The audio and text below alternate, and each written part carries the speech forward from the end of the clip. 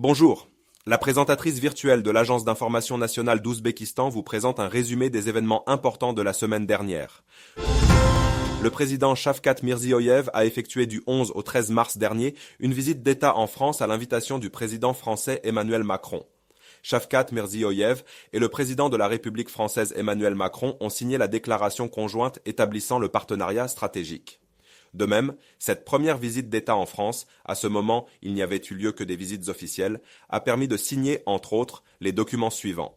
Accord intergouvernemental sur la création de l'université franco-ouzbèque, accord intergouvernemental relatif à la mobilité des spécialistes et des étudiants, programme de coopération dans les domaines de l'investissement et de l'innovation, envisageant la mise en œuvre de projets de coopération prometteurs avec les grandes entreprises françaises en Ouzbékistan pour une valeur totale de 6,5 milliards d'euros.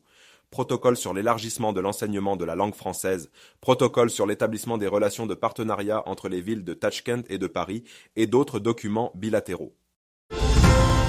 Shavkat Mirziyoyev a été récompensé de la plus haute distinction honorifique de la République française, l'Ordre national de la Légion d'honneur.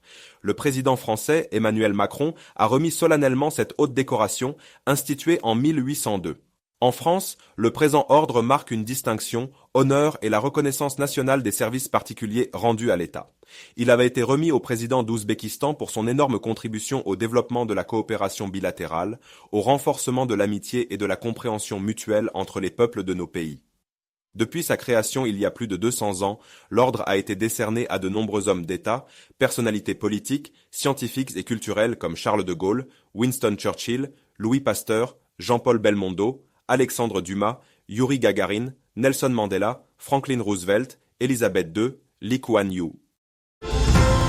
Dans le cadre de sa visite d'État en France, le président Shavkat Mirziyoyev a reçu à Paris la directrice générale de l'Organisation des Nations Unies pour l'éducation, la science et la culture, UNESCO, Audrey Azoulay. Durant cette rencontre, les discussions ont généralement porté sur les préparatifs et la tenue de la 43e session de la Conférence générale de l'UNESCO à Samarcande en automne prochain.